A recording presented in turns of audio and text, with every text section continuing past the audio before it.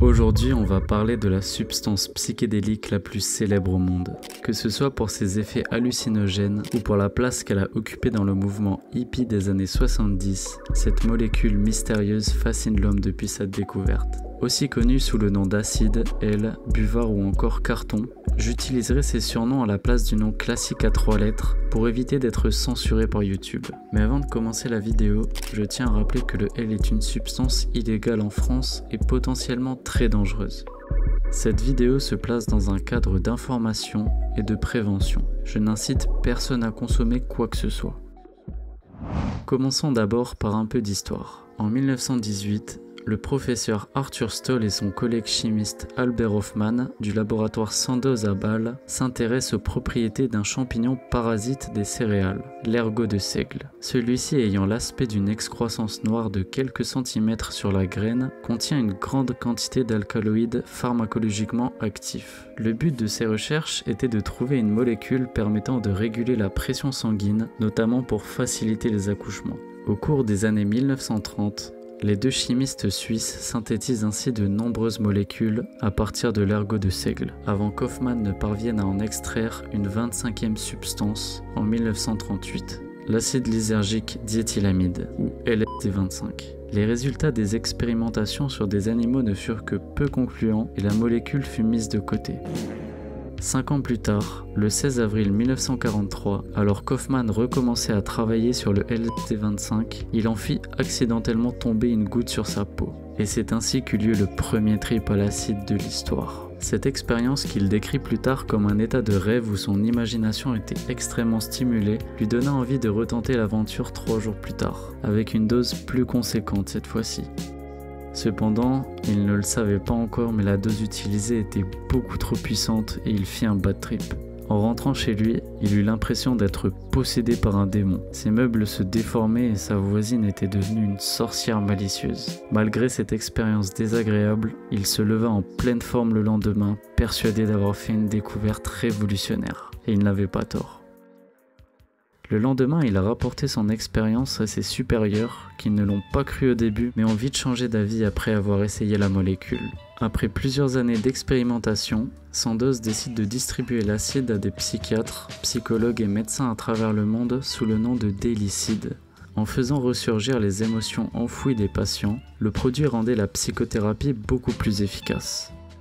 Durant la guerre froide, le gouvernement américain s'intéresse lui aussi au L et en 1953, la CIA donne naissance au projet secret MKUltra, qui aura pour but d'utiliser les effets d'altération mentale de l'acide comme une arme inhibante non mortelle. Les expérimentations n'étant pas satisfaisantes, la CIA finit par se désintéresser du produit. Et c'est justement vers cette période, dans le début des années 60, que le L sort des laboratoires pour être détourné en drogue récréative.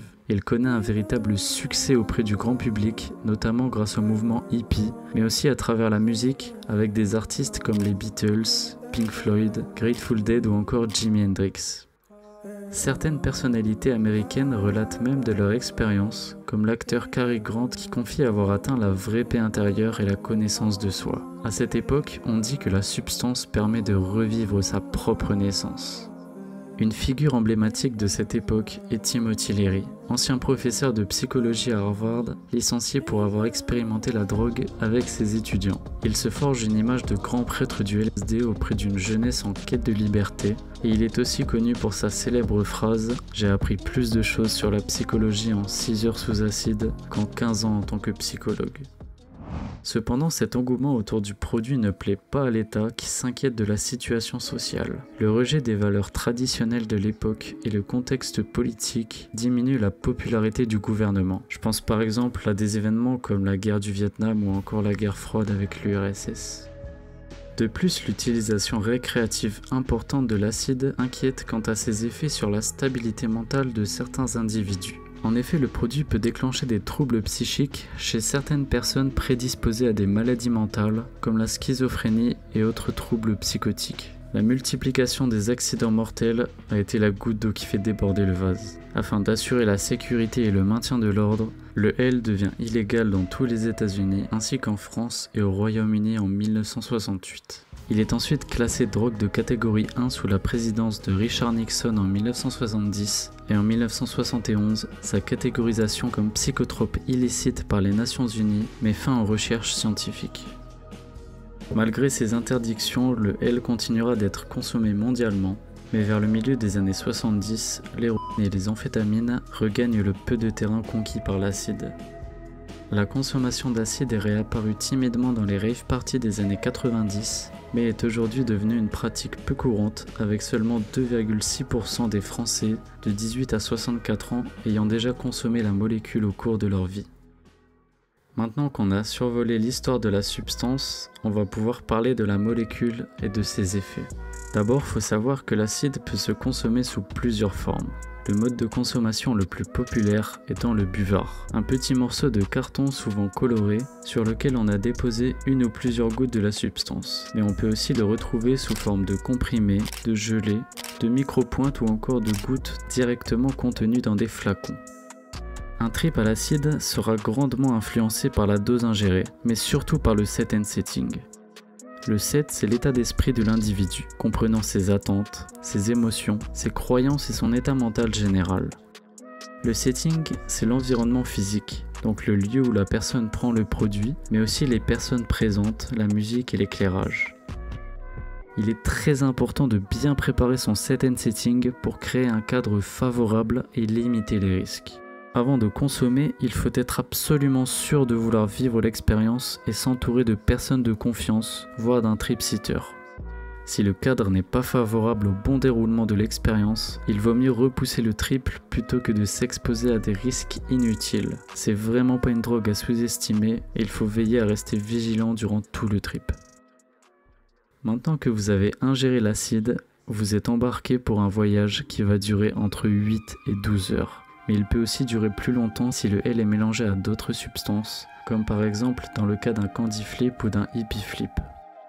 Un trip se décompose en 3 phases. La montée qui dure 1 à 2 heures et qui n'est souvent pas très agréable. On se sent souvent confus et désorienté jusqu'à l'arrivée du plateau. Plateau qui constitue le pic des effets et qui dure entre 6 et 8 heures. Et enfin il y a la descente qui dure 2 à 4 heures. Durant celle-ci, les effets s'atténueront progressivement avec des petits pics d'intensité jusqu'à disparaître complètement. Faut savoir qu'un voyage psychédélique est très éprouvant aussi bien mentalement que physiquement. Il est donc important de prendre une bonne journée de repos le lendemain du trip. L'acide est une molécule avec une tolérance très élevée, c'est-à-dire que si vous faites un trip au même dosage 2 jours d'affilée, les effets du deuxième jour seront ressentis bien moins intensément que ceux du premier. Pour rappel, cette tolérance est croisée avec d'autres psychotropes comme par exemple les champis. Il faut environ 2 semaines au corps pour que la tolérance revienne à son niveau de base. Cependant, je vous conseille d'espacer vos prises de plusieurs mois et d'en faire une activité très occasionnelle. Même si la molécule ne comporte pas de risque d'addiction, on peut très vite en abuser sans s'en rendre compte, entraînant des conséquences graves sur notre santé mentale. Pour ce qui est des dosages, l'acide fait effet à des doses minimes. On parle en microgrammes, donc il faut prendre de grandes précautions et être sûr de la provenance de son produit. Si vous souhaitez connaître le dosage moyen d'un trip, ils sont facilement trouvables en ligne. Il n'y a malheureusement aucun moyen de connaître le dosage exact d'un buvard, mais on peut limiter les risques en s'assurant qu'on consomme le bon produit. Pour ça, il existe des tests colorimétriques trouvables facilement sur internet. Ces tests sont légaux et ils permettront d'éviter de consommer une autre substance par accident. Certains cartons ont déjà été retrouvés avec des traces d'autres substances, comme du 25i-NBUMI, qui est un hallucinogène très puissant pouvant faire triper pendant plusieurs jours d'affilée, voire entraîner la mort dans certains cas. Les NBUMI sont plus dangereux s'ils sont laissés sur la longue, donc il est important de toujours avaler son carton par précaution. Le risque d'overdose à l'acide est quasiment inexistant, la dose mortelle étant beaucoup trop élevée pour être atteinte. Non, le principal danger de l'acide, c'est le bad trip, mais on en reparlera un petit peu plus tard. On va maintenant parler des effets de l'acide. Ils sont très complexes et variés, donc on va décomposer ça en 2 parties, les effets visuels et les effets mentaux. On va commencer par les effets visuels. Quand on pense à une hallucination, on s'imagine peut-être une apparition qui sortirait de nulle part, mais en réalité les hallucinations déclenchées par le L sont le plus souvent créées à partir d'éléments réels de notre champ visuel. Comme il y a beaucoup trop d'effets visuels possibles, j'ai fait une petite sélection des plus communs sous forme de liste. Tout d'abord, on a les traceurs. C'est des sortes de traces lumineuses laissées derrière le passage d'objets en mouvement. C'est un peu comme si on pouvait voir un objet à l'endroit où il était quelques secondes auparavant, en même temps que là où il est réellement. Les traceurs peuvent apparaître sur n'importe quoi, mais le moyen le plus simple pour les voir, c'est d'agiter ses mains lentement de haut en bas. Ensuite, on a les changements de couleur. On peut avoir l'impression que les couleurs de notre environnement sont beaucoup plus vives, un peu comme si on avait appliqué un filtre à nos yeux. Mais elles peuvent aussi être beaucoup plus sombres et ternes et changer de couleur perpétuellement. Ça peut passer du violet au vert au rouge. Ensuite, on a la distorsion des distances. Certains éléments peuvent sembler beaucoup plus grands, voire beaucoup plus petits. On peut aussi avoir l'impression de voir en 2D, comme si la profondeur n'existait plus. Un autre effet qu'on peut retrouver, c'est la reconnaissance des formes. En gros, c'est quand vous arrivez à reconnaître des formes à partir d'éléments du décor. Un peu comme quand vous voyez des visages dans les nuages, mais en beaucoup plus élaboré. On a aussi l'augmentation de la résolution. On peut avoir l'impression que notre vision est plus détaillée, comme si on passait de 60 fps à 200 fps. On peut par exemple prêter attention à des détails d'ordinaire insignifiants, comme la surface d'un mur ou l'écorce d'un arbre. Un autre effet qu'on retrouve souvent, c'est les halos de lumière. C'est des sortes de reflets colorés qui peuvent apparaître autour des objets, des sources de lumière, des plantes et toutes sortes de choses. On peut avoir l'impression que ces halos de lumière sont vibrants, comme si le contour des objets était un peu flou. Personnellement, je trouve que les hallucinations du L me font penser à un monde mécanique et assez tranchant, contrairement aux champis que je trouve un peu plus spirituels et arrondis. Un autre effet qu'on retrouve souvent, c'est les surfaces qui respirent. On peut avoir l'impression que certaines surfaces prennent vie et se mettent à respirer, avec des zones qui peuvent grossir et rétrécir à différentes cadences. Ça peut s'appliquer à des petits éléments, voire à tout le champ de vision. Et ça peut être particulièrement effrayant si ça se produit quand on regarde un visage. Voir la bouche, le nez et les yeux se déplacer indépendamment sur un visage, tout en grossissant et rétrécissant, je vous assure que ça fout la chair de poule. Pour le dernier effet visuel, j'ai mis la géométrie, qui peut se retrouver sous plusieurs formes. Ça peut être des kaléidoscopes, des fractales, des yeux, des répétitions de formes, des petits tourbillons ou tout autre pattern. Les possibilités sont infinies. Maintenant, pour ce qui est des visuels les yeux fermés, ça peut aller de simples points lumineux à des kaléidoscopes de formes géométriques colorées, d'images nettes, voire à la rencontre d'entités extraterrestres, mais ça c'est plutôt à des dosages élevés. Faut aussi savoir que ces effets n'apparaissent pas tous en même temps, et qu'il n'est pas obligatoire de tous les observer sur une même expérience. C'est justement ça qui rend les expériences aussi exceptionnelles. Aucun trip n'est vécu de la même manière d'une personne à l'autre et d'une expérience à l'autre. Chaque trip apporte son lot d'aventures uniques et d'enseignements. Maintenant qu'on a vu pour les effets visuels, on va pouvoir s'attaquer aux effets mentaux. Déjà, l'esprit sous acide n'a rien à voir avec un esprit sobre. En fait, certaines parties du cerveau qui ne communiquent pas en temps normal se mettent à créer de nouvelles connexions neuronales, ce qui fait qu'on retrouve la flexibilité du cerveau d'un enfant. Nos idées sont beaucoup plus extravagantes qu'ordinaires. Les pensées sous forme de mots deviennent des concepts et des sensations, et on est beaucoup plus influencé par nos émotions. C'est pour ça que l'environnement et l'état d'esprit vont énormément jouer parce qu'on devient beaucoup plus sensible à tout ce qui nous entoure. Durant un trip, les pupilles se dilatent et certaines personnes peuvent avoir du mal à uriner. Souvent au début du trip, on peut ressentir de l'énergie circuler à travers notre corps. On appelle ça le body load. Le sens du toucher peut aussi devenir très sensible. Comme avec la plupart des psychédéliques, la perception du temps est complètement distordue. Le temps peut être vécu en accéléré ou au ralenti. On peut avoir l'impression de vivre 2 heures sur une période de 20 minutes et inversement. Il est aussi possible d'être coincé dans des boucles de pensée ou d'action, où on répète la même scène en continu. Sous acide, on ne ressent pas la faim et il est quasiment impossible de s'endormir, tant le cerveau est stimulé. Les pensées filent à toute vitesse et les associations d'idées sont beaucoup plus rapides qu'en temps normal. On peut aussi se sentir très euphorique et être pris d'envie de rire incontrôlable. Le son est perçu très différemment de d'habitude. On peut avoir l'impression d'entendre des sons lointains, comme on peut ne pas entendre un son très proche. Pour ce qui est de la musique, on peut réussir à isoler des instruments et complètement redécouvrir des chansons qu'on connaît par cœur. Un autre effet qu'on peut ressentir, c'est la synesthésie. En gros, c'est quand certains sens se mélangent. On peut par exemple voir des sons ou entendre des couleurs. Certains consommateurs pensent que prendre de l'acide peut les rendre plus créatifs et les aide à trouver des idées artistiques originales. Sous acide, des moments banals du quotidien peuvent devenir très intéressants. Par exemple, le simple fait de faire ses lacets peut se transformer en une activité hors du commun. Un autre effet commun, c'est la suppression des barrières mentales. On peut complètement passer outre de certaines de nos peurs et affronter nos traumas les plus profonds. Et enfin, le dernier des effets dont j'aimerais parler, c'est l'impression d'être connecté à l'univers. Durant un trip psychédélique, certaines de nos croyances fondamentales peuvent être remises en cause.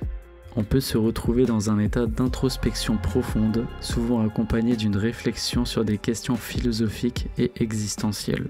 On peut avoir l'impression de faire partie d'un tout et entrer dans un état de transe avec la nature. Lorsqu'on est dans cet état, on peut avoir des révélations sur la relation qu'on porte au monde et à soi-même. On comprend notre place en tant qu'individu, le tout accompagné de sensations physiques intenses et dans certains cas d'une mort de l'ego. C'est souvent après ce genre d'expérience intense que certaines personnes parlent d'une renaissance spirituelle. Parfois même, ce sentiment d'unicité avec l'univers peut perdurer plusieurs jours après l'expérience. C'est ce qu'on appelle l'afterglow. On change de registre, je vais maintenant aborder le sujet du bad trip. Malheureusement, les expériences psychédéliques ne se déroulent pas toujours bien. Le principal danger du L étant le bad trip qui peut arriver à n'importe quel moment, à n'importe qui et peu importe la dose. Je vais vous donner un petit exemple simple du déroulement d'un bad trip. Il se peut qu'à un moment donné, on soit confronté à des pensées négatives. Ça peut être passager et ne pas affecter le bon déroulé du trip, mais si on n'est pas préparé, on peut très vite se retrouver submergé par des pensées terrifiantes. Les visuels colorés s'assombrissent, le rythme cardiaque s'affole et on peut même être pris de vomissements. Le bad trip est l'incarnation même de vos peurs les plus profondes. Il fera ressortir vos pires cauchemars dans un mélange de paranoïa et d'angoisse. Vous êtes aspiré dans une tornade qui vous rappellera vos pires traumas et phobies oubliées. Un bad très intense peut laisser des dommages psychologiques même après l'expérience. Si vous êtes une personne prédisposée à des maladies mentales comme la schizophrénie ou autres troubles psychiques, l'acide est fortement déconseillé. En effet, la substance pourrait grandement amplifier les symptômes et vous rendre la vie insupportable. Lorsque vous faites un bad trip, le mieux à faire est de se mettre dans un endroit calme, de se concentrer sur sa respiration et de se rappeler que les effets ne dureront pas éternellement. Il faut aussi rester à l'écart d'objets et de lieux dangereux par précaution. Si le bad trip est trop intense, on peut avoir recours au trip killer. Souvent sous la forme d'anxiolytiques, ils permettent de mettre fin aux effets du trip. Il est conseillé de placer le cachet sous sa langue pour que l'effet monte plus vite. Cependant, avoir recours au trip killer comporte des risques, donc il vaut mieux essayer de faire passer la mauvaise expérience naturellement. Vous avez peut-être déjà entendu des histoires de personnes qui seraient restées perchées à vie. Cependant, c'est impossible car la molécule est éliminée de l'organisme une fois les effets terminés. Les gens qui seraient restés perchés sont plutôt des victimes d'un choc traumatique lié à un bad trip. Il est possible qu'après une prise de L, on subisse un phénomène qui s'appelle le retour d'acide, aussi appelé syndrome post-hallucinatoire persistant ou HPPD en anglais. Les effets du L peuvent refaire surface quelques jours, semaines, voire mois après l'expérience. Bien sûr, ils sont peu puissants et très courts, mais le principal danger c'est que cela se produise au mauvais moment. Heureusement, ce phénomène est plutôt rare et n'a pas été démontré scientifiquement. Pour finir, j'aimerais parler des utilisations thérapeutiques. Ces dernières années, le L a fait l'objet de recherches médicales pour mieux comprendre ses mécanismes d'action et ses applications potentielles en thérapie, notamment dans le traitement de troubles psychiatriques tels que l'anxiété, la dépression, le trouble de stress post-traumatique et même l'alcoolisme. Pour le moment, ces études sont encore très récentes et nécessitent d'être plus poussées, mais les premiers résultats sont très encourageants. Bien que j'ai essayé d'être le plus précis possible, cette vidéo seule n'est pas assez complète pour aborder toutes les facettes de cette molécule. Il y a par exemple des pratiques comme le microdosing ou le macrodosing qui sont des sujets passionnants mais qui prendraient trop de temps à détailler. Pour plus d'informations sur l'acide, je vous invite à aller voir le documentaire Have a Good Trip ou encore la série documentaire Voyage aux confins de l'esprit disponible sur Netflix. Mais aussi d'aller voir des vidéos d'autres chaînes YouTube françaises comme celle de Drugstation, Psychosmos, Deltaplan, Nuit, Hallucination ou encore Trip Story. Vous pourrez trouver les liens de leur chaîne YouTube dans la description, ainsi que des liens de serveurs et de forums français de réduction des risques liés à la consommation de drogue. En tout cas, merci d'avoir regardé jusqu'au bout. Si t'as aimé la vidéo, n'oublie pas de t'abonner et de laisser un like. Sur ce, moi je te souhaite une très bonne année 2024 et à très vite pour de prochaines vidéos.